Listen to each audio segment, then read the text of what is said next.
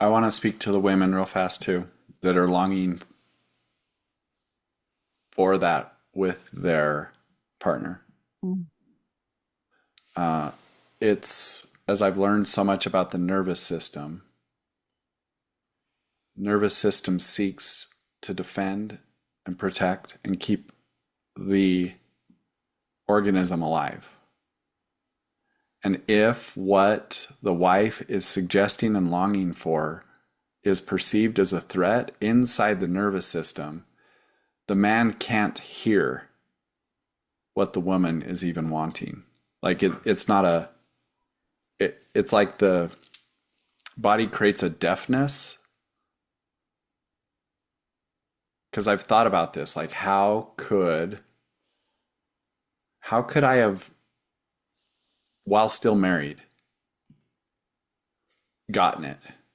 Because my wife at the time would say the same words, and I was like kind of shocked. Like my nervous system was just like, okay, what do I do? And I would write down the words that she wanted me to say, but it was from a disassociated, numb place that I would say the words. I was not connected to my own body. So how could I connect to her heart?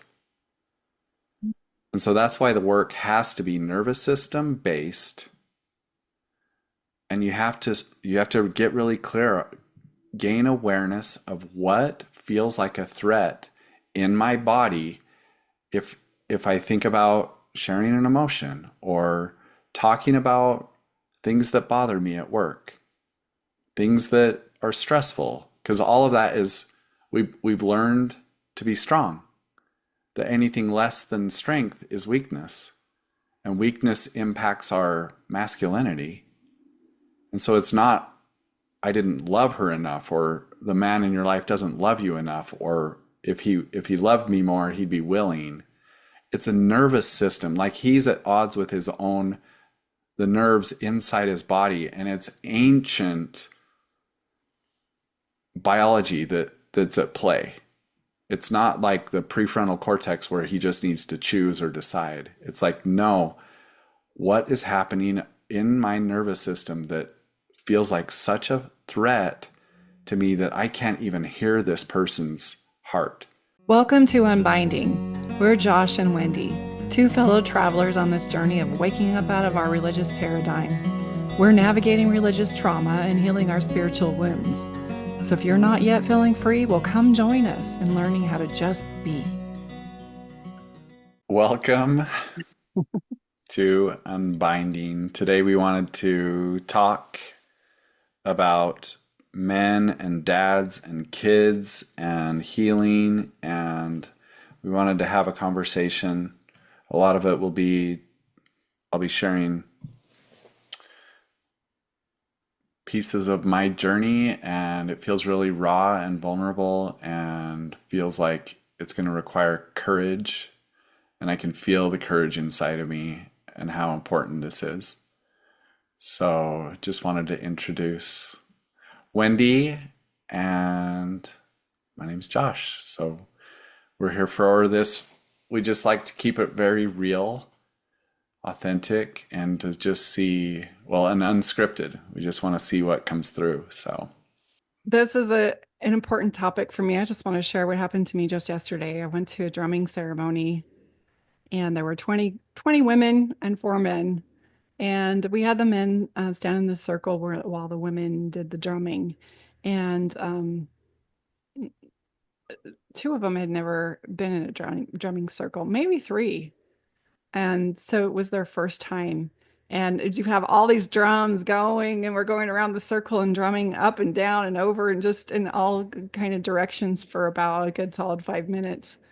And then we started talking about our experience. And what I wanted to share is that um, for women, this vibratory medicine is like being at home. It's like it's calling us back home to what we know and what we understand.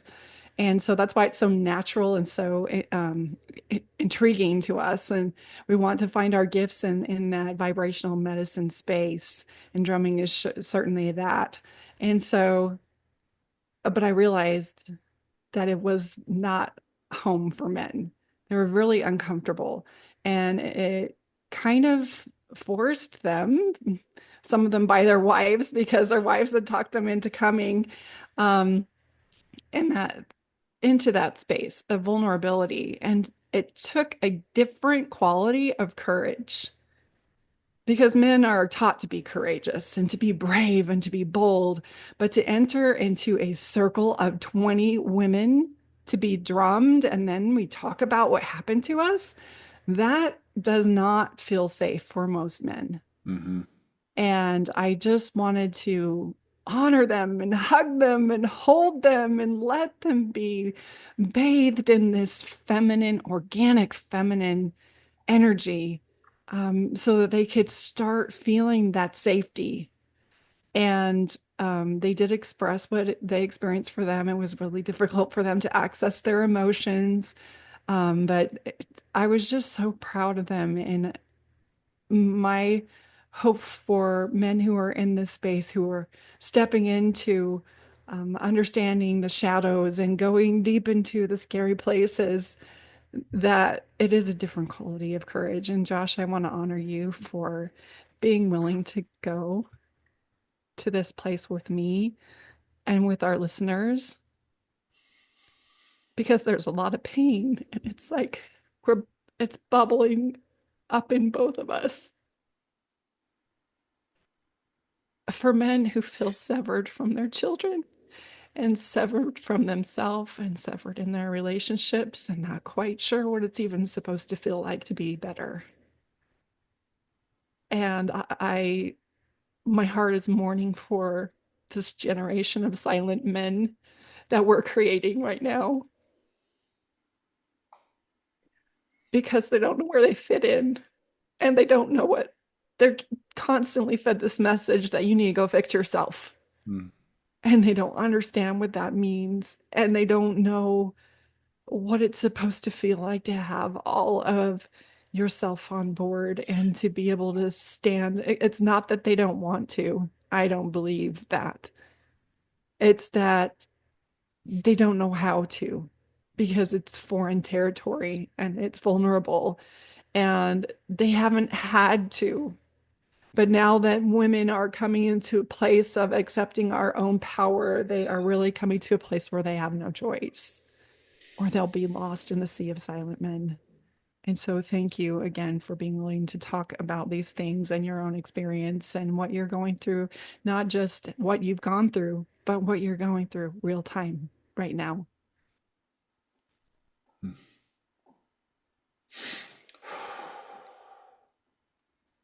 Yeah, I'm going to try not to gush out the grief and the mourning that's in my body.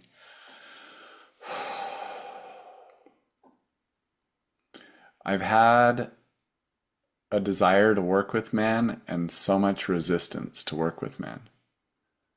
And it feels like men are dangerous inside of my body. I can feel the threat of showing my heart to men. And so I feel like I love how you phrased it, silent. Silent, it's like a silent epidemic of men not knowing how to be. And how I would phrase it is there's been a disconnection from the heart. And we just recorded a podcast on disconnection from the body. And this feels like it's very specific to the heart. That I want to talk about. There's a prophecy in the Amazon. It was like 500 years ago. And it was talking about an eagle and a condor.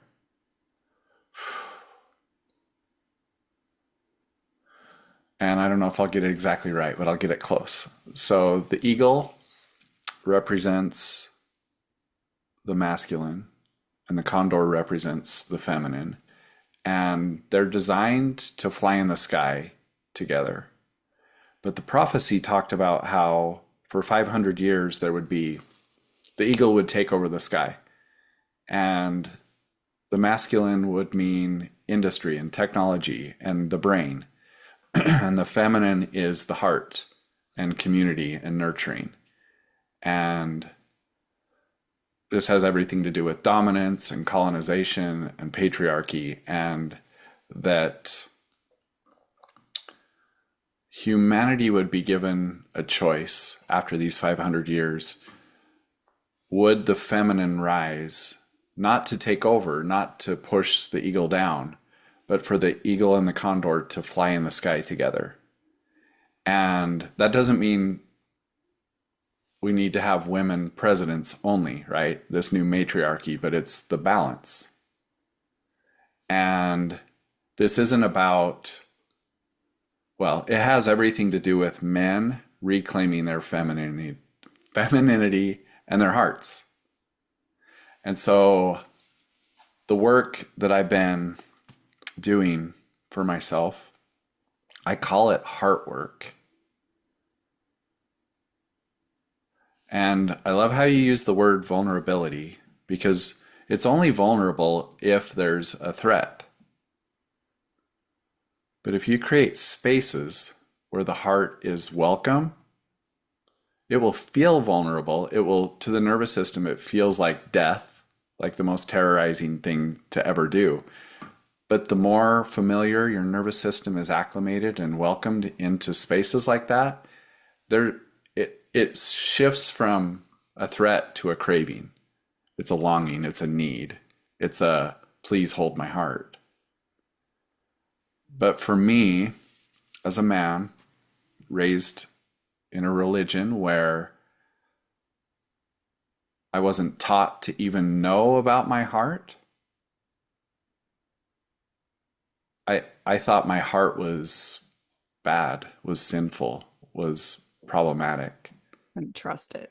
Yeah, I couldn't trust it. I didn't know to look inside. Looking inside was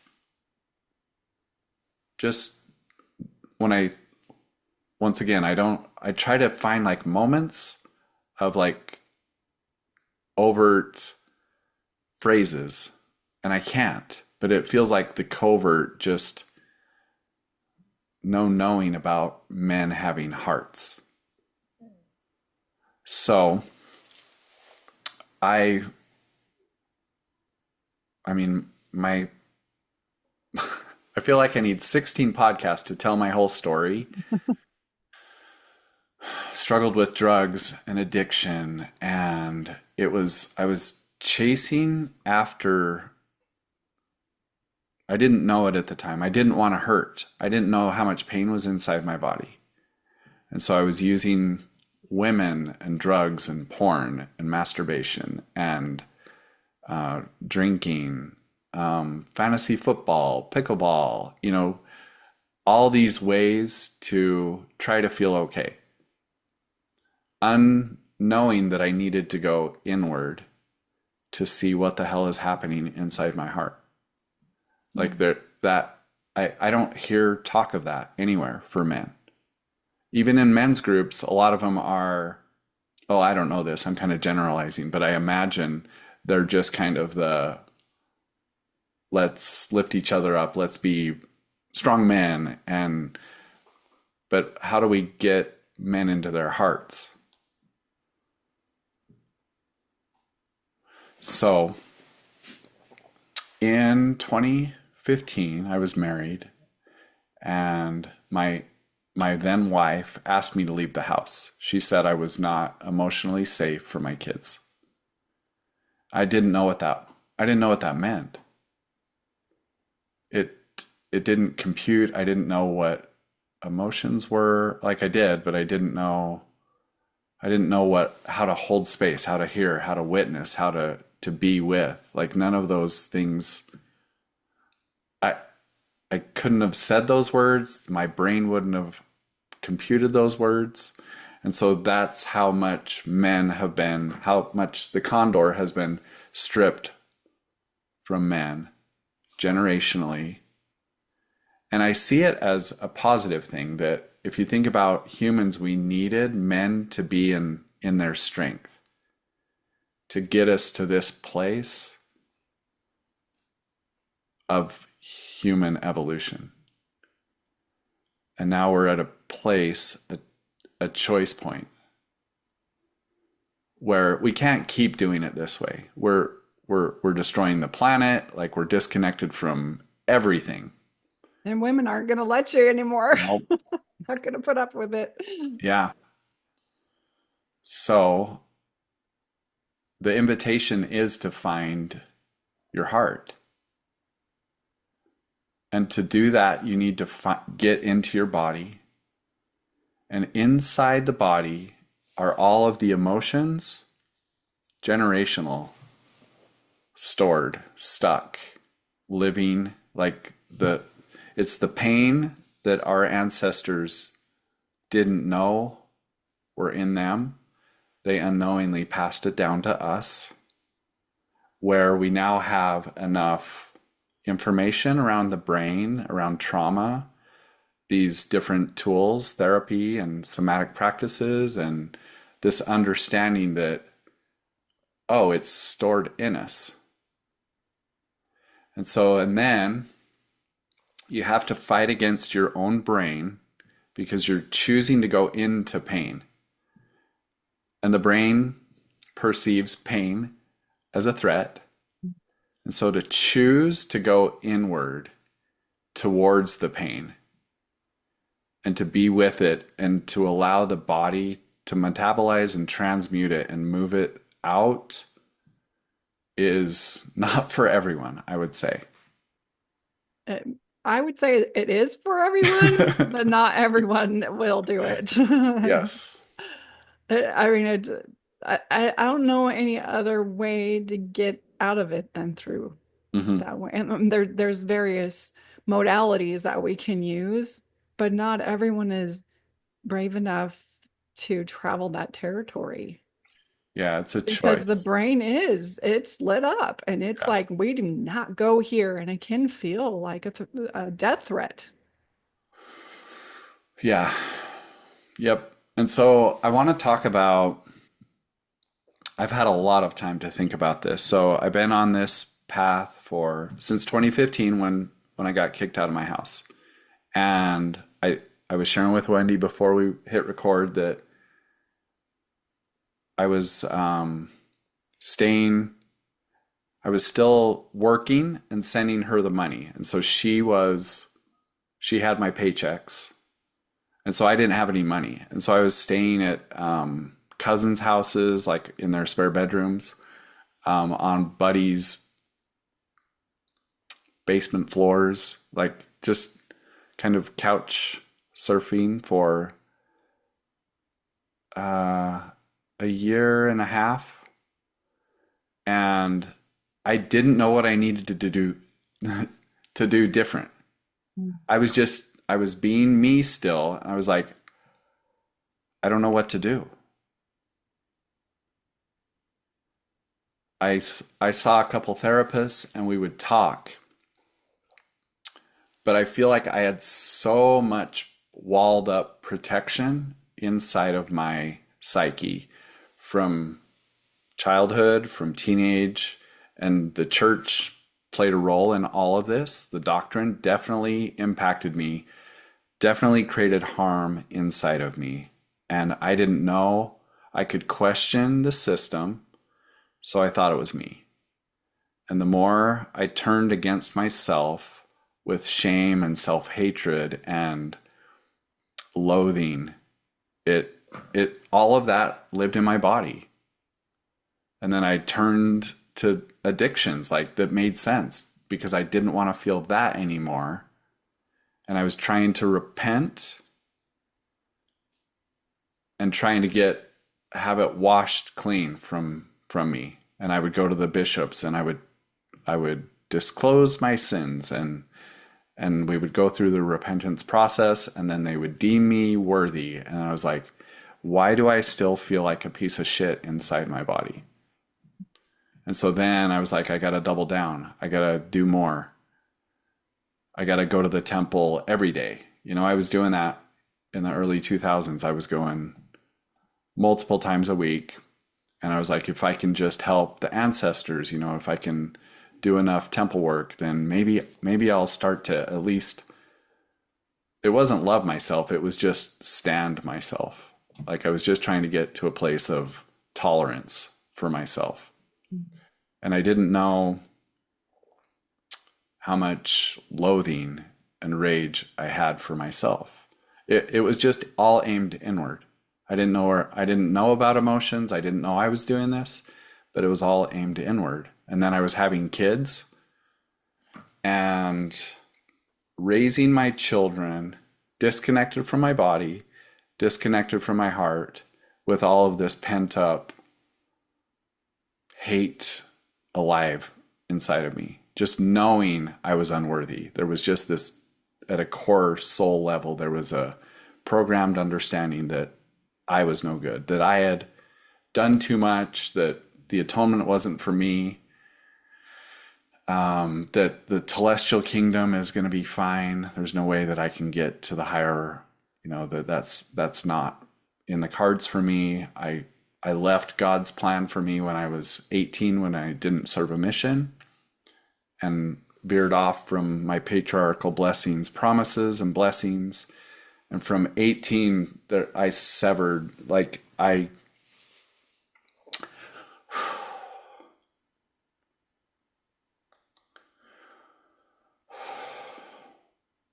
severed from me. And I just took on this identity of no good. And then I held up the presentation of a put together person for the world to see. And so getting to a place, like, it felt too dangerous to even look inside. It felt like if I looked inside, what I knew about myself would be confirmed. Hmm.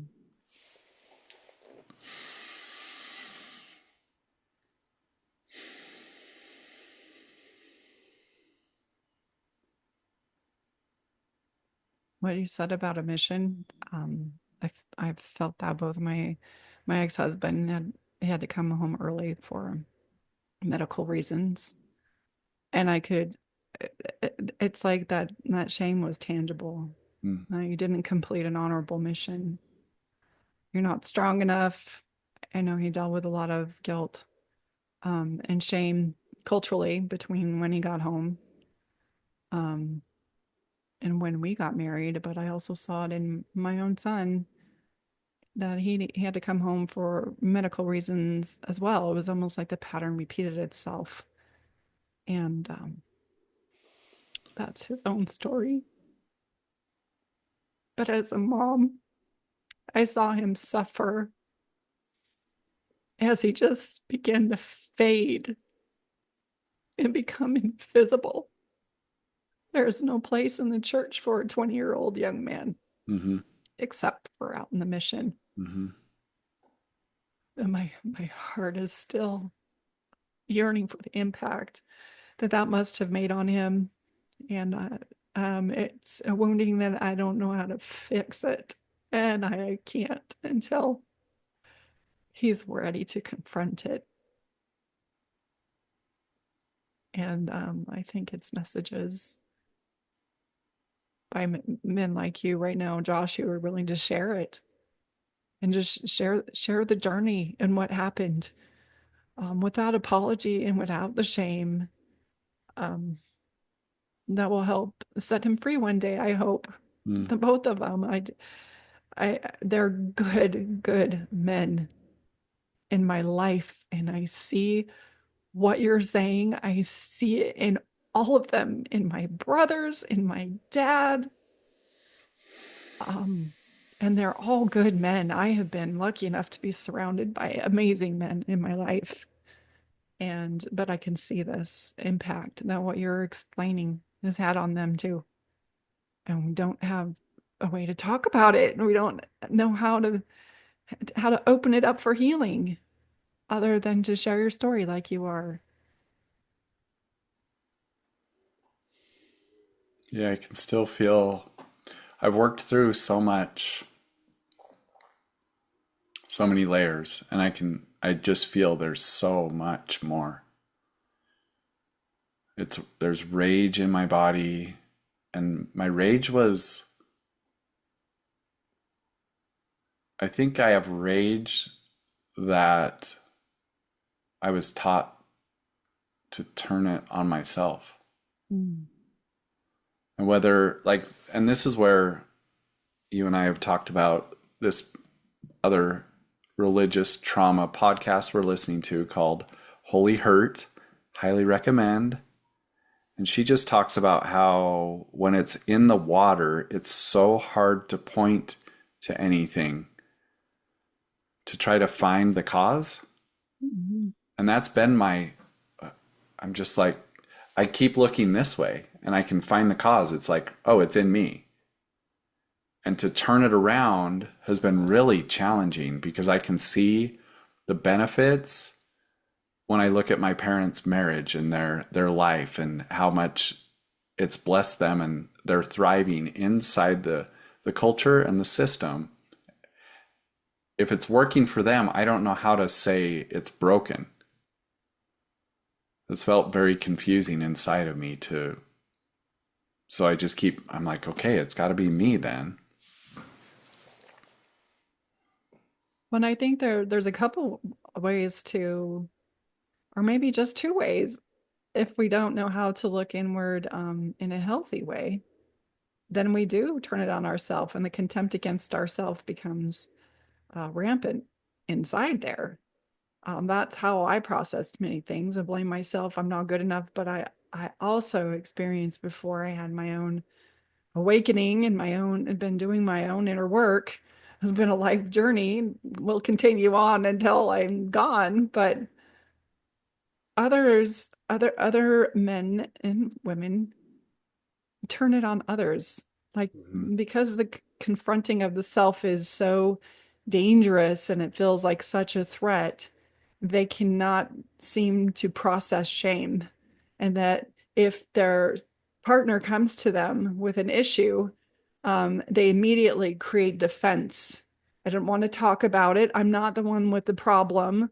And they come up with complex strategies to push it away, um, and gaslight, manipulate, get angry, get threatening, um, or feel guilty and then beat themselves up, or to become really psychologically dangerous. Mm-hmm. I've been in a couple of relationships where I've seen the pattern. I observe myself and I observe others and their capacity to process shame. And it's like when you're at shame's door and someone's accusing of you of something, the defense becomes the immediate response, and it never gets resolved. Mm-hmm. Or when they become more porous about their ability to experience the shame and just say, it's just shame. There's an issue. We're going to focus on the issue and not me and my shame. And we're going to say, okay, what is hurting you? Mm. Tell me more. And then you look inside as, why am I doing that thing that's hurtful? Let's explore, let's investigate. Instead of it being a threat, it becomes curious. It becomes an adventure, especially if you're with a partner who will hold that safe space for it to be processed and to be reconciled deep within the psyche. And I think one of it is regressive nation or regressive, it's right here in my Gene Key's book about how we process these things. There's the, love this book, by the way, the repressive nature. And that is to turn it in on yourself, as you were explaining, which was also my MO. And then there's a reactive nature, Mm-hmm. and that is to blame other people and never take responsibility for um, your feelings, your emotions, or what you're doing to hurt other people. But neither one of them are a secure way of observing your own behaviors and motives and identify where the wounding is. Mm. So I want to bring in the idea of hurt because this just came through me, this awareness, a couple months ago, I would say, of even saying that hurt my feelings. Mm. That wasn't a phrase I ever used. And so hurt existed in my body, but I didn't know it. I hadn't given myself permission to explore because I would hear people say that hurt my feelings or that hurt when you said that. I was like, why have I never used that word? And I feel like it's being a man, you want to show strength that and I learned early, I was like, he can't hurt me that way. He can't hurt me. And so I would turn it off. But it was still penetrating me. The hurt was still going inside. I just like didn't know it or didn't claim it. I didn't want to believe it. So what I've been finding is so much hurt in my heart. Just layers and layers and layers and layers and layers of hurt. And it felt like I needed to give myself permission to feel sad first. And then I've worked with a somatic coach where she would mirror back wounding. I would speak to it. I would share a story and she would mirror it back. And I was like, oh, I didn't know that hurt me. And so I needed a clear mirror of my experience because the way I was interpreting things was wonky Mm. based on my upbringing and around emotions and around hurt and around being a strong man and a put together man and a protector and a provider and a presider, a leader. And men don't show emotions, they don't show hurt. And so to be mirrored, because our bodies feel truth, right? She spoke as a clear mirror and my body was like, I'd start sobbing. And then she would, as soon as she showed compassion through a phrase like even just a little, some a compassionate sound, my Mm. body would wall off. So the nervous Really? system was detecting a threat in softness. Softness was not welcome, was not safe to my nervous system. My body froze up. Wow. And so that's still true for me now even as I was showing emotion earlier on the recording, I could feel it wanting to come out open, but then I just kind of breathe through it softly because I want it to move through, but it's not this big emotive experience unless I'm by myself. I can go there with myself now and really allow it. And then during breath work, if I'm in a group setting and the facilitators created a lot of safety, everyone's eyes are closed, it's dark, we're breathing, I can release a lot, but there's still, my body's constantly like, am I safe? Am I safe? Am I safe? And Mm. so I feel like for men, we're kind of allowed to be angry. We can show the outward rage. We might get judged, but it's allowed in society. But for most men to use the phrase that hurt my feelings, like what's your experience with hearing a man say that? It's usually mocked. Like, oh, your feelings. Mm-hmm. Poor baby. Just I can just hear, the schoolyard full of boys or scouts or a father to a son. Stop your crying. Mm-hmm. Men don't cry. And I think for women, we're on hyper alert for our physical safety. Mm-hmm. I mean, I'm constantly scanning, is it safe? Is that person safe? And I'm take my keys out Mm-hmm. of my purse before I head to my car, and when any parking lot day or night. And I'm just constantly hyper aware of my surroundings.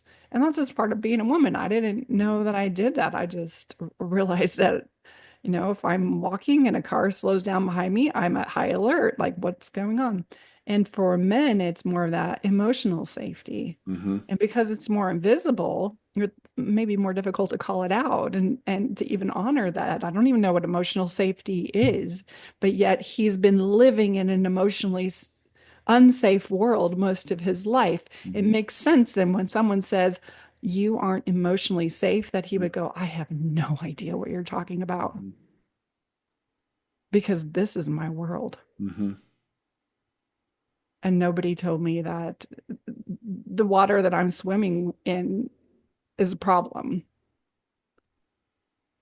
And I haven't been able to identify it because it's so invisible. Or we can see a woman who's being attacked, Mm-hmm. and we've seen it in pictures and we've seen it in movies and we've felt it. And our mom is, warning us all the time. We know what it means to be physically vulnerable and physically threatened. Makes sense. But emotional? No. Most men, I don't think, realize that they don't feel emotionally safe themselves. So, how could they possibly understand how to create emotional safety for others? And so, yay for bringing it to the surface. Well, that's what you just shared was really big for what's happening inside of me. Because I didn't, the way you articulated it gave me a lot of clarity, to name it that way. Because I keep finding all this hurt inside. And I'm just like, where did this come from? How is this in me? And I don't even know it's in me. Yeah. That's been shocking. The I don't know if it's hundreds of hours, I would say, of healing, efforting, journaling, breath work, and just so many layers. And it's all in my heart. And I was like, how am I walking around as a human with these wounds in my heart?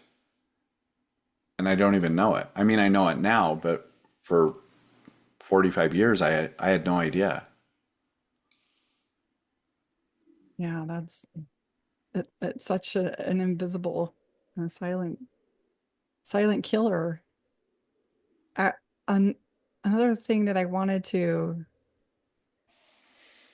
connect with or talk about is emotional regulation. I realize that in my experience in our family dynamics, I remember most of my ex-husband's reactions, responses, interactions with our children were very instructional. Mm-hmm. Mm-hmm. Go do this, get me that, do this. It was not how are you feeling, Mm-hmm. or sharing his own vulnerable experiences inside with the kids.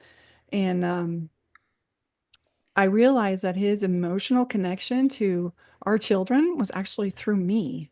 Mm. And now, in retrospect, I can look back and see that I was the emotional regulator in our family dynamics. I was regulating the kids' emotions, well, to the best of my ability. For them, they would tell you it was emotional neglect, and I would tell you they're probably right because I didn't know how to feel my own emotions. All this is like happening in this invisible way where I'm managing my kids' emotions the best that I know how, but I'm also regulating um, his experience through me. Mm-hmm. So when the kids are acting up, they would get in trouble. There was never any communication about their feelings. Um, but I've also witnessed in other experiences and observing other dynamics where the father will use his daughters as emotional regulators. And I think they call that emotional incest because you're sharing deep feelings with children who do not have the capacity to hold it, Mm-hmm. and telling them what you're feeling because either their wife is not emotionally available, or the wife is no longer in the picture. Mm-hmm. And so they start sharing their feelings and their emotions with underdeveloped children, expecting usually they're girls to use them as their emotional regulators and not knowing what they're doing Mm-hmm. and not realizing the impact that it's making on their daughters, um, especially in their idea of what is supposed to be happening in a healthy, normal marriage.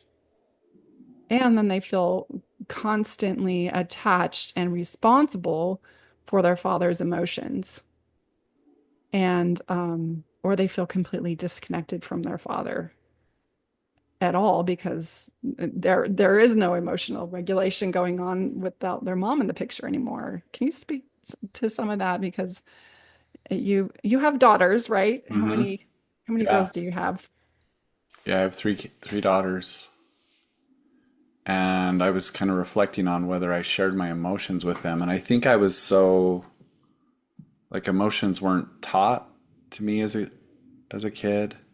It just was non-existent. It feels like when it came to emotions, we didn't talk about them, we didn't know about them. My parents didn't know about them. And so all of that, like I didn't gain skills along the way in the church or college or wherever I so then when I got married, I just took all of my upbringing, all of the modeling around how emotions were witnessed or not witnessed or punished or shamed or judged, and that just became that's how you parent. That's how you do it. So for me, I didn't ever know how to try to hear them, try to validate, acknowledge. There was none of that. It was usually fixing or yeah, I just didn't know. There was none of that for me. I didn't know what was happening inside of me, and if they were feeling emotions, I would handle it different ways. If it was anger, maybe sending them away until they could calm down. It was just all of the wrong ways. Interesting. Did you feel like that your wife at the time was the emotional regulator in the family? I feel like she knew about the same. She and I didn't know about emotions. So it Mm. was the way you described it. I don't think that's what was happening in my house. She and I were kind of on the same understanding with emotions. They just didn't exist. We didn't talk about them. They weren't really shamed, but they were just an unknown, like a off limits kind of a thing. Hmm. And did you feel emotionally distant from your kids or emotionally enmeshed with them? I would say, yeah, distant for sure, just because I didn't know they existed. Yeah. And so the closeness, I've thought a lot about, we can connect in different ways, but without emotions, you have to connect with either activities or stories. I mean, there's different ways to connect, right? And so we would have to be doing things that we like, and that would feel connecting. And that could be church activities, it could be, board games, playing, going on walks, bike rides, stuff like that. But we didn't talk about feelings. So the Yeah. connection was a very performative doing kind of thing that once the doing stopped, were we still connected? Like we'd have to do it again. And I can see that in my relationships now.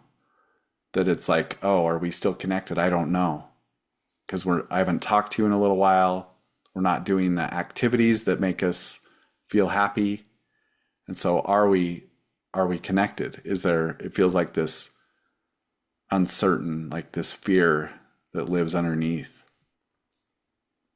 I would say my kid's father was a Disneyland dad. Mm-hmm. Like he wanted to play. Let's go do some fun things. Um, let's even when he was watching the kids and I would be gone, he would make it a game and race around, Mm-hmm. and that was definitely one of his ways of connecting with our children was like Disneyland dad. Just Yep. That's how I am. let's go play. And I think on the other spectrum of that, um, there's also times when you go to your daughters and share again too much, and you overburden them, and you come home from a date and you share everything that went on, or your daughter's sharing private things with you about her body or her sexual experiences that maybe should be not be shared with a dad, but maybe with another woman. And so the enmeshment becomes Mm-hmm. actually really toxic. And because we don't know where our emotional boundaries are, and we were not really taught how to help our children have healthy emotional boundaries, especially when we don't, where we're completely enmeshed, and the child has absolutely no privacy, and there's no boundary at all for them and what they're willing to hear and talk about. They have to tell dad everything. And so it's interesting that I've witnessed two sides of that spectrum, and it's got to be difficult when we don't really have the manual. Mm-hmm. We're actually the ones in our generation creating those manuals and giving them structure and giving them language. And I understand the labels are limiting and they can really be a burden to use, but at least we're having the structure now to have the conversation about these tools that we use to manipulate and pathways into becoming more secure and healthy in our dynamics. And so, um, could you talk a little bit more about this fear of being around, of doing the work around other men? Mm. Yeah. Can I connect with what you just shared? And Oh, then yeah. I'll go there. Around we're creating the manual right now. Hmm. So I think what needs to happen, it's an awareness process and exercise of discovering in what ways was my childhood less beneficial or harmful. Like there's a spectrum there, right? Yeah. And but it takes introspection and it's a challenge because once again there's a family system there with very real humans inside, and as soon as somebody starts to push against the system pushes back and will shun or ostracize or blame the Mhm. person that's rocking the boat. And so it can be precarious and tricky to be the one looking. But if you never look, you never know. And so that's the exercise is to really understand, okay, there's no shame in looking. Like Mhm. it's we're assessing.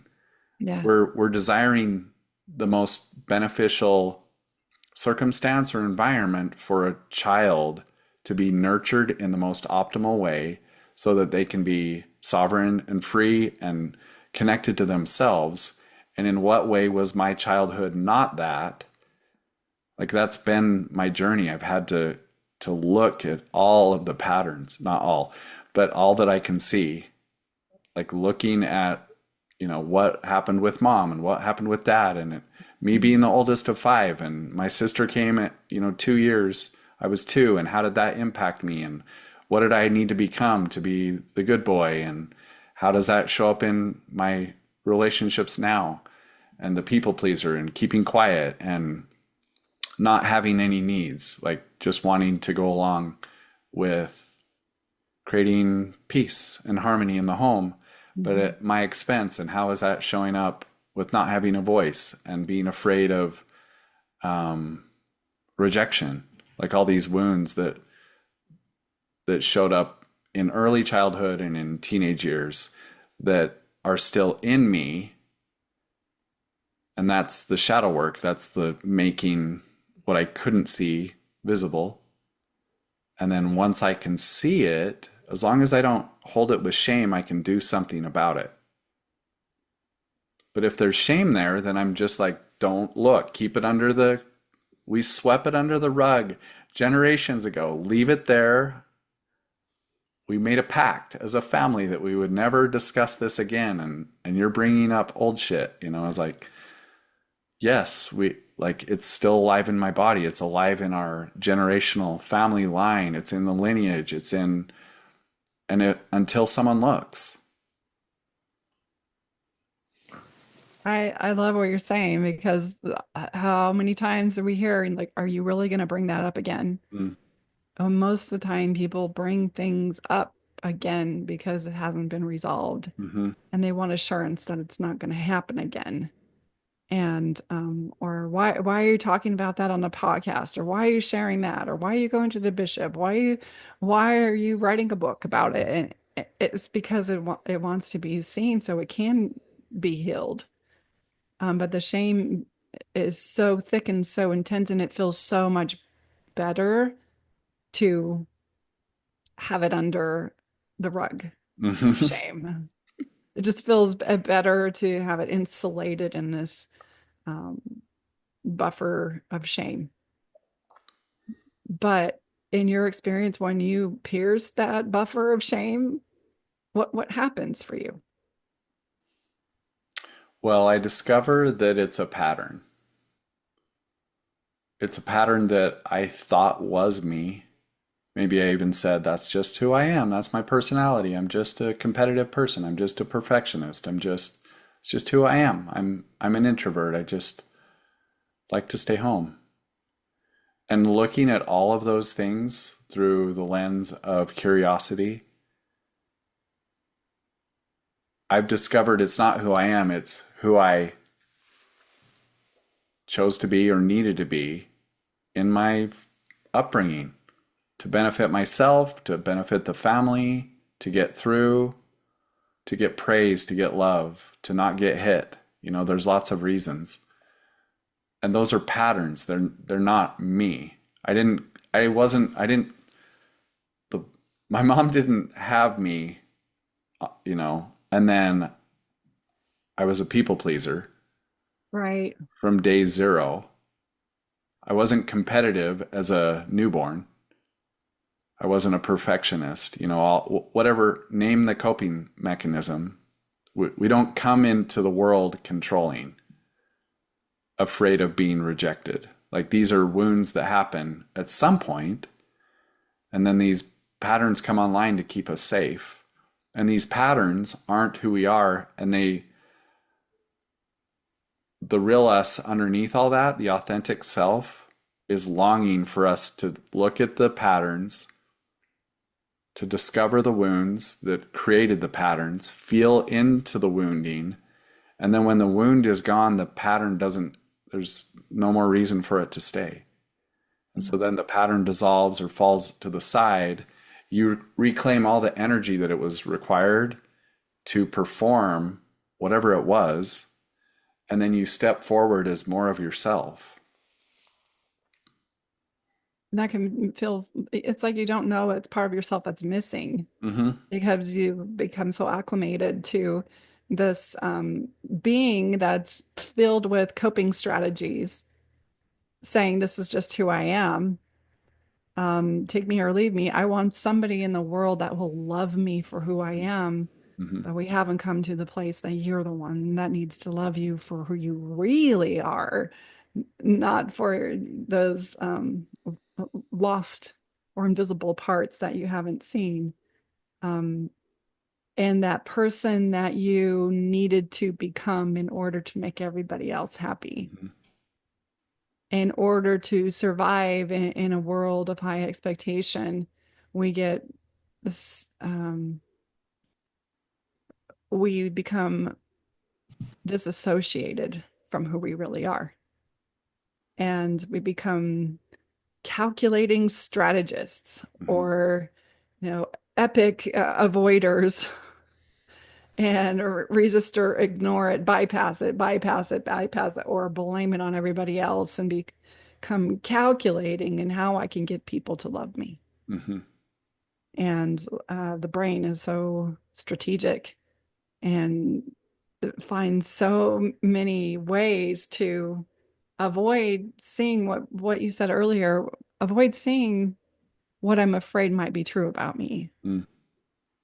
But in reality, because we're so convinced that's who we are, and that's what Hmm. shame is in comparison to guilt. I've heard it said that guilt is I've done something wrong or I've done something to hurt other people.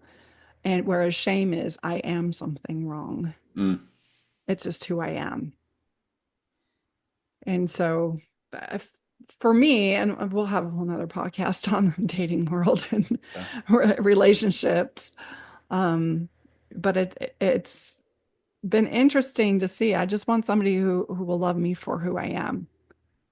Is said so many times on dating profiles. And I don't want somebody who's going to bring drama, where a lot of times drama means that conflict we have when I'm not going to look at my shit. Hmm. Because it generates drama, but we'll blame it that the women are bringing drama. And it doesn't always mean that. It's just these little ways that men have not been taught how to enter into that realm and turn off the shame in order to inspect what's there. And unfortunately, I mean, we could it has a lot to do with with being raised in a patriarchal system, and we're all raised in a patriarchal system, and then some of us have layers of that patriarchy that we get to explore. But it's that expecting yourself to be the superior person, the superior race, the strong one that can't show emotion. And I just call bullshit on people who say that women are more emotional than men Hmm. because I think it's cultural, and I'll tell you why. I have a 4-year-old grandson who does not have a meter to gauge his emotions. And he is got the full gamut of emotions going on. And he'll express from the highest high to the lowest low. And he is, um, I think that most young boys are like that. And that it's kind of beaten into them that we don't cry and we don't show your emotions, don't get excited, don't do that until we're formulated to fit the mold that the family prefers. Um, I could be wrong on that scientifically, that maybe female, female or girl babies are born more emotional, and maybe women do have the capacity to manage and regulate emotions or show and express emotions. We certainly have safer spaces to do so. We certainly have um, permission to do so. But I think as little children, I think little boys are just as emotional as little Mm. girls. I think it's a personality thing. And that, like I said, there could be some science to just totally refute that. I'm open to it. But I also think there is this cultural component to it too. Definitely. Yeah. Yeah. With emotional safety. I'll just share a little bit more about my journey. So I found breath work about 3 years ago now, and I was in a 6 month program to become a breathwork facilitator. It's online, and there were about 115 people that signed up for the program, and there were 4 men. Oh, So, which is interesting, right? That I feel like my soul kind of was like, I can see the path that I'm on, and I can see all of the, like, I look back and I'm like, okay, I learned that, I had to go through that. That was really hard. That sucked. And it brought me to this place of choice, whether I was going to sign up or not. And so when I did, there were so many wounds still. So I didn't know. I didn't know what was inside my body. And during the 6 month, there were different like processes that we went through, different like one-on-one eye gazing and like different activities to really bring things to the surface, but in a safe space. And I still didn't know what safety was. I didn't know what emotional safety was, but I knew there was something happening in these spaces with women. And there was the opportunity for me to kind of share a little bit about what was going on inside of me. It felt like I was going to die. Like my nervous system was like, no, you can't talk about any of this. Don't show emotion. Don't talk about feelings. And so, but I could see that I was just kind of being titrated, like a little bit at a time, for me to soften the insides, these defenses inside my body, to start to be able to talk about them and to be seen expressing and seen sharing what was going on inside of me. And then I would do breath work, and there would be just so much emotion. Like a lot of time in breath work, you don't need to name it. You don't need the story. Your body's just done with it and it moves it out. And so there was tons of tears. There's times where I've screamed and roared, and it's a lot of reclamation and letting go. But it was really, it struck me that there were 4 men. Hmm. And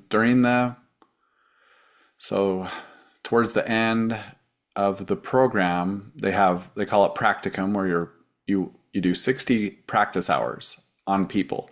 And so we would sign up for each other's, and I signed up for a man to hold space for me in a breathwork session.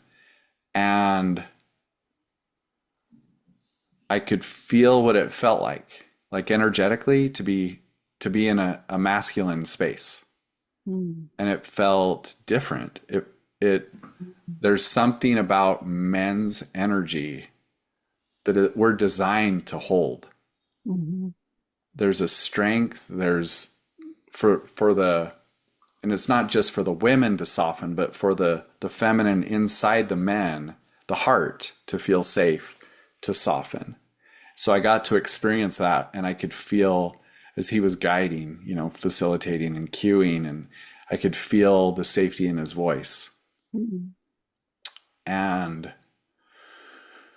so I've had these moments where I was like, oh, that's what safety feels like, where he would use words. It was like, all of you is welcome here. It's safe to be you. It's safe to let go. It's safe to show what's inside. These kind of phrases that just invite the nervous system walls to soften, and for these little parts that are terrified and wounded to just kind of peek their little heads up and be like, I don't know if I believe this. Is it safe? And so for me, the last couple of years, I've had many women friends. They became friends that taught me about safety. They modeled it for me in a way. My mom and dad, doing their best, right? They haven't been on the journey. They haven't been through the training. And so there's still these little boy parts of me that long for it to be with my mom and dad. Mm-hmm. And they don't know how to hold it. They don't know how to hear it. They don't know how to witness it. And I can feel their goodness in their heart. And so holding all of that, right, where I still long for it, and I know that where they're at, I may never get it in just the way that I've received it in other ways. And so as I've done, so I do breathwork sessions over Zoom, and I'll record the sessions, and then I have the audio files, and I'll breathe. I'll do breath work to my own recordings. And so I'll put headphones on, eye mask, and I'll lay down, and I'll breathe to me. But it's interesting because I can feel that there's like the masculine presence version of me, and then the wounded parts that still are alive in my body, and that both are in that container, in that space, in that session. And I've had a few times where these parts inside of me, these wounded little boys, versions of me, will cry at the safety that the man version of me is holding the space. And they'll just cry and they'll be like, he is so safe. And I can hear it in my voice, I can feel it in my energy. And I feel like most men have never experienced that, especially from their dads, that their dads didn't know. They didn't know it was a thing. Like it, even as I was healing, I still didn't know what emotional safety felt like. Mhm. And and it goes back to the nervous system detecting threat.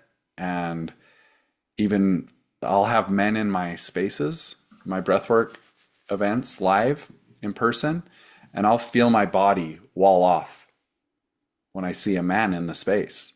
And I'm Mhm. just like, ugh, even with all the work I'm doing, my nervous system still detects threats in men when it comes to emotions. And I'll even notice I'll change my phrases on how I'm teaching about breath work. If there's a man in the room, I have to say it in a different way so that they can hear it, so that their nervous system's like, because if I put the walls up just with my words, if I talk about emotions or vulnerability or connection or love or soften into your body, those can be threats to a masculine nervous system. It's fascinating. I, I I know for me as a woman, and I'm single and in the dating field, and I had different relationships with men. I didn't know what it was like to be around emotionally safe men until it was just this past year. And I've been fortunate enough to connect with emotionally safe men and experience the difference. Mm, And, once you feel that and your body feels it, I look back on my past relationships and go, how did I survive that? How did I put up with some of those things? Um, I've had emotionally safe women in my life. mm, Um, Neither of my parents have that emotional wherewithal, and I was not abused. I have amazing parents, but like yours, they just weren't aware of these things. And but I've had a sisterhood with real women where we just get to lay it all on the table and get messy, and it creates such adhesion and mm, connection um, with the girls in my life, the women in my life. But it's up until this past year, it's very few, if any, men. And so I didn't know what it even feels like to be with an emotionally safe man. And I have a tip for men.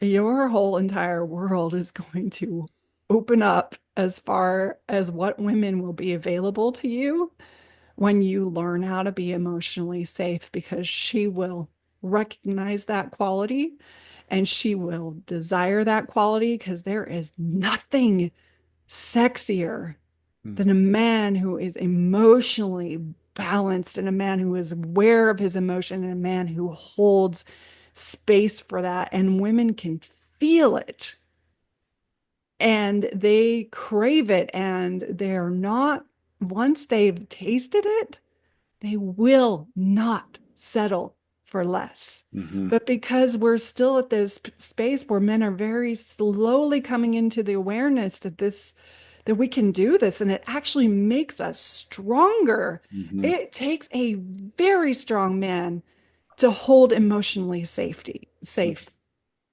space for women, and a very strong man to hold emotional safety for other men. mm.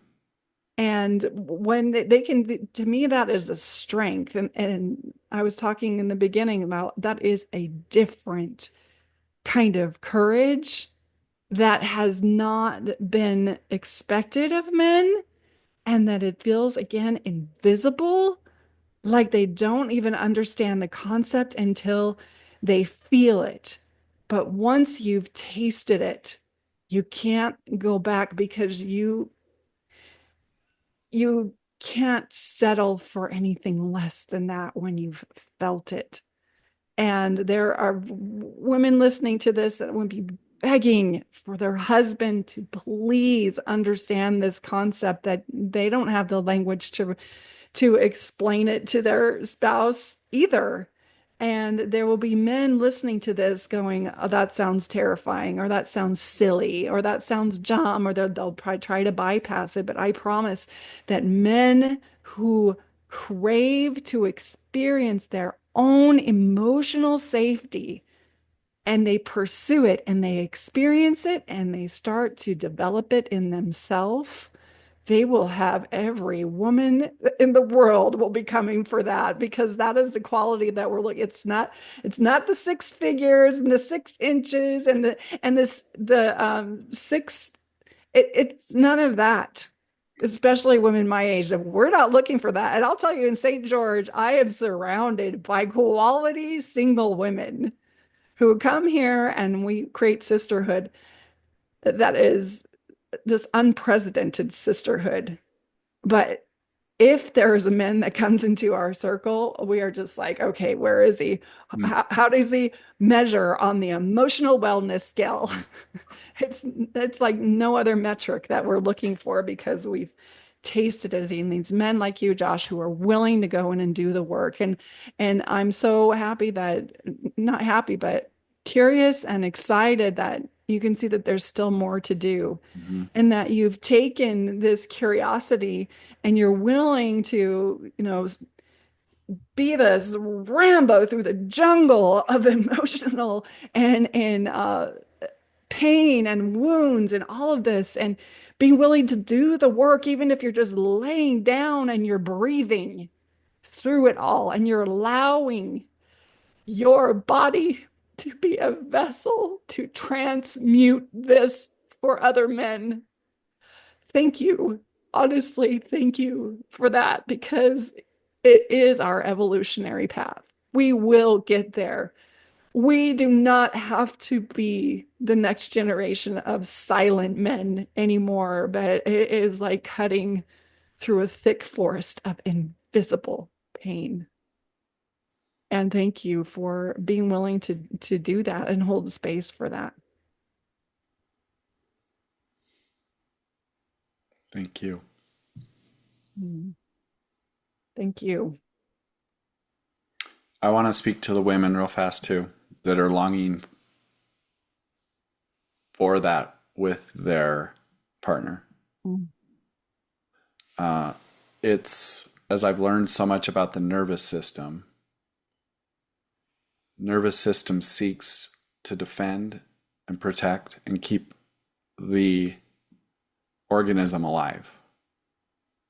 And if what the wife is suggesting and longing for is perceived as a threat inside the nervous system, the man can't hear what the woman is even wanting.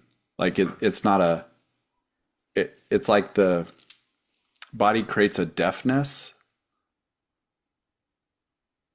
Because I've thought about this, like how could I have, while still married,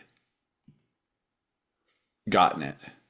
Because my wife at the time would say the same words, and I was like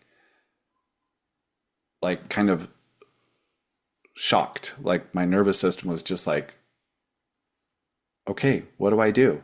And I would write down the words that she wanted me to say, but it was from a disassociated, numb place that I would say the words. I was not connected to my own body. So how could I connect to her heart? And so that's why the work has to be nervous system based. And you have to get really clear gain awareness of what feels like a threat in my body if I think about sharing an emotion or talking about things that bother me at work, things that are stressful, because all of that is we've learned to be strong. That anything less than strength is weakness, and weakness impacts our masculinity. And so it's not I didn't love her enough, or the man in your life doesn't love you enough, or if he loved me more, he'd be willing. It's a nervous system. Like he's at odds with his own, the nerves inside his body, and it's ancient biology that's at play. It's not like the prefrontal cortex where he just needs to choose or decide. It's like, no, what is happening in my nervous system that feels like such a threat to me that I can't even hear this person's heart? Yeah. It's evolution, Mm-hmm. biologically evolving into different beings. And it's ruthless because the conversations aren't being had like what we're talking about right now. It's just all the men are assholes and all the Mm-hmm. women are think they need princess treatment, and we use this contempt in the dialogue rather than the compassion, rather than understanding that your words are not piercing because I have this biological block into. So how, what is the language, the code that I need to pierce through that and get through to you? And literally, once you start that communication and it's on board, you are strengthening inner mechanisms in your body and evolving your capacity to hold um, fragile conversations, emotional conversations is like onboarding new equipment, Mm-hmm. if you will, into your human psyche. And it's we all have the capacity to do it, but it's been dormant for so long, and maybe it's never really been activated. Mm-hmm. But it's we're at this shifting point right now where it's not looking pretty for men, because women, we're having fun with each other and we're having emotional relationships with each other. And if we're free to make our own income, so providing is not the thing anymore, but we crave it. We crave emotional connection with men. We crave the safety that they have not quite understood how to even evolve within themselves. Um, and so it's not, we think we're satisfied, Mm-hmm. but most of us will say, if a man came into my life and we were compatible and he could provide emotional safety, I would surrender to him. But he's got to be leading his own life better than I'm leading mine, Mm-hmm. or at least the same. Mm-hmm.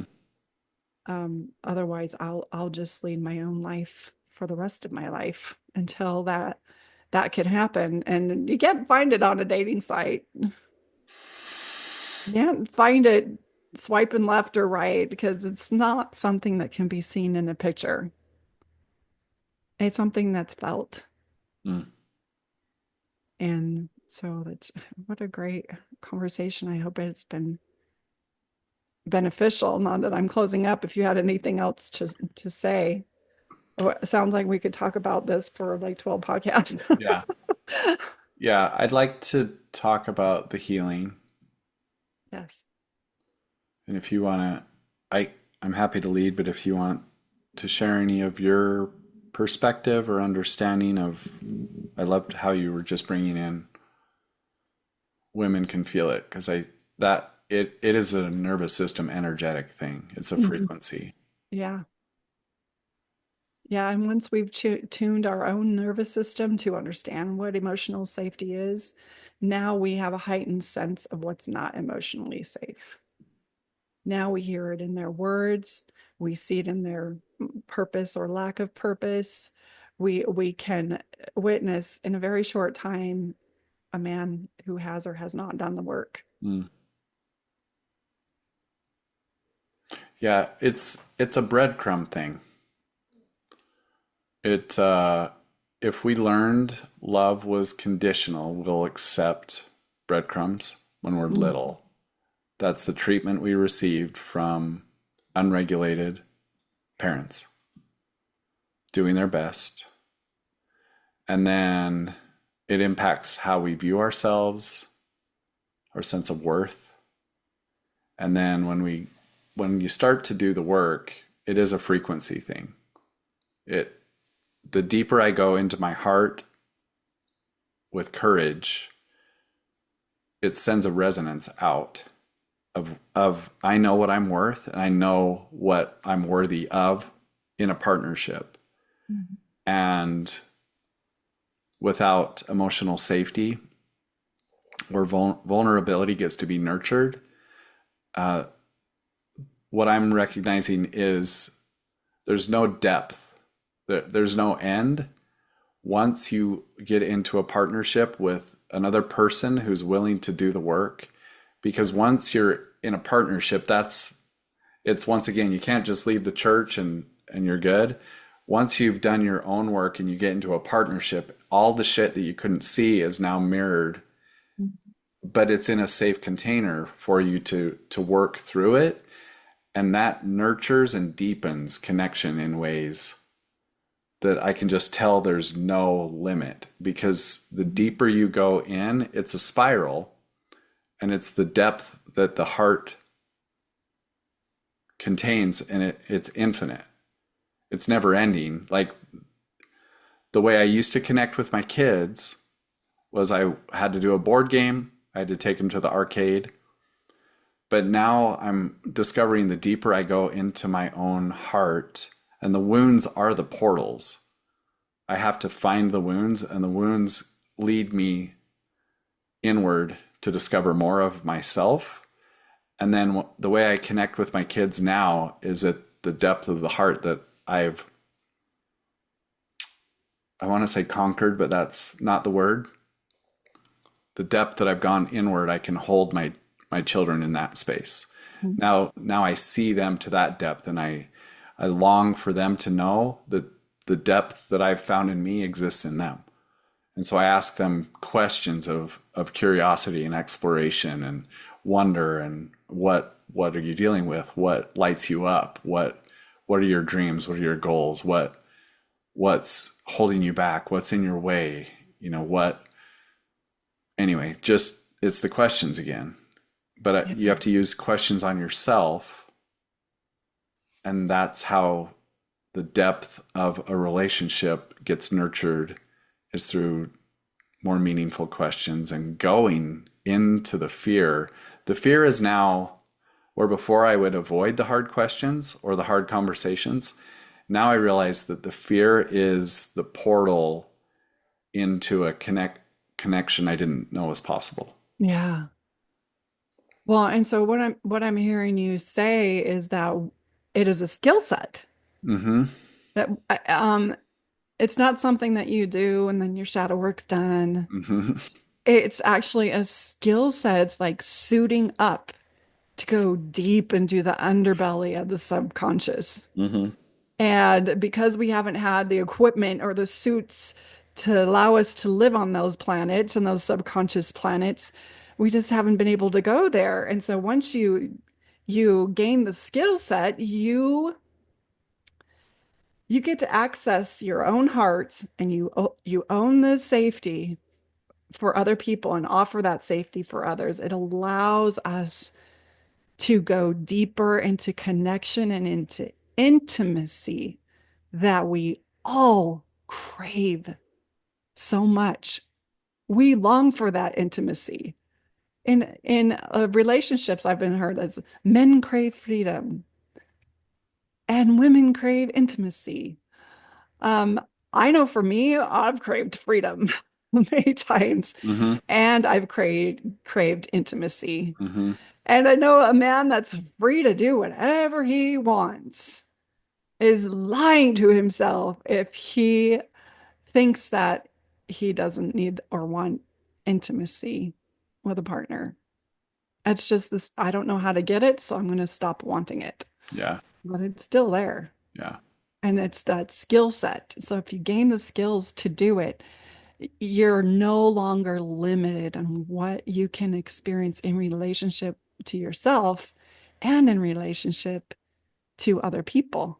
And you gain this capacity to see deep into a certain person's soul, and to your body gains the sensitivities to uh, witness the energies of other people, and you start onboarding these spiritual gifts, and it's literally you become a different type of superhuman, Mm-hmm. if I dare say that. Yep. Yep. And I love how you said that I was nodding so big because it's messy Yeah. because we don't know. We were modeled, we were modeled a particular way growing up. And now venturing into this new place of exploration into your own heart. Because I do Facebook posts where it's like two or three people like it because they're like, what the hell are you talking about? It's like, I know. If I would read my stuff for even probably 2 years ago, but definitely 10 years ago when I was married, I would have thought this guy was crazy. He's like talking gibberish. I don't know. It wouldn't have computed. They probably wouldn't have stayed reading it long enough Mhm.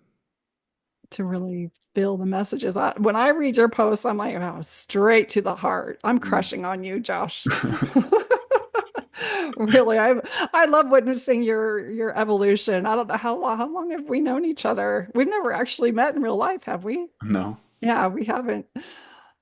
And I think so you probably bumped into me in the empowered former LDS. Is that where? Yep. Yeah, so we've just kind of been on each other's radar. Hmm. And so I love to see that you're doing breath work and you're working in this space. It's been beautiful to watch your own evolution, but it's been even more of an honor to hear you explain it. It's one thing to watch it on social media, but it's a whole nother thing to hear how this evolution of your heart and evolution of your being. And I'm just so grateful for it. Mm. Yeah, I can feel that I've really needed a space to talk about this. And there's still fear in my body of being the weird guy. Mhm. But do you ever think that your willingness to leave the church, that making that brave move, it accessed enough courage for you to now step into this space where men are going to judge, and oh well, Yeah. it's Yeah, okay. I get to be me. I can feel the part of me that's worried about the judgment, and then I can also hold like the truth of who I am that holds the weirdness is the light. The weirdness is the magnet of it's a frequency of resonance that I speak from, and it will benefit those that are ready or Mhm. wanting depth in their own life, more aliveness, more connection to themselves, and then it just ripples out. It, it's it's so easy to have.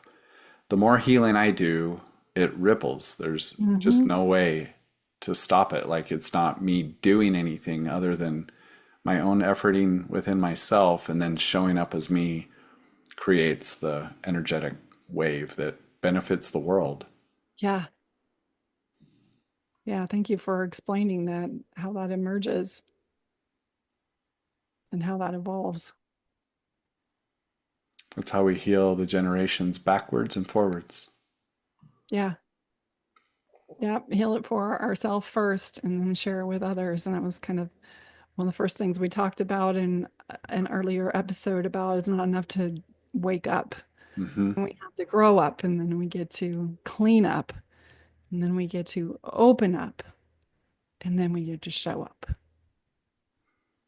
And that evolutionary process is ongoing all the time. And It is. what we're showing up for today, we're probably going to show up for something entirely different 5 years from now. But I'm Yeah. glad to be in this present moment with you, sharing this podcast and sharing emotions and feelings, and for being so real. Yeah. Thanks, Wendi, for suggesting this. I I was like feeling into my body when you brought it up, and I was like, oh, today's the day. And so I can feel layers of me that are being seen right now that have felt really ashamed, Mm. that I've been really seeking to hold in my heart with love. And for you to just witness my story, the parts that I've shared so far, it feels like that, like this emotional safety that you're creating for these parts to be witnessed is a real gift. Oh, good. I'm glad that that is the case. I love men, and I this is invisible space. It's like I wish I could declare it from the top rooftops, but it's far more effective when men are able to express it for other men. Mm, And I'm honored whenever I have the opportunity to hold space for men. But man, when I see men holding it for other men in a healthy way, because it can also, like you mentioned before, there are men's groups that are not really that healthy. They're still um, highly ego driven and monetizing driven. mm, But it's it's a sacred space to hold it, whether you're a man or a woman. So I'm glad that we can hold it for each other. yeah. Well, thank you to all the listeners for joining us today.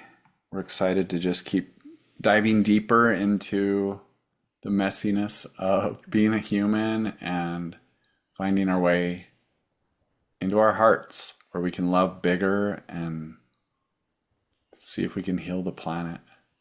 Yeah. Yep, one heart at a time.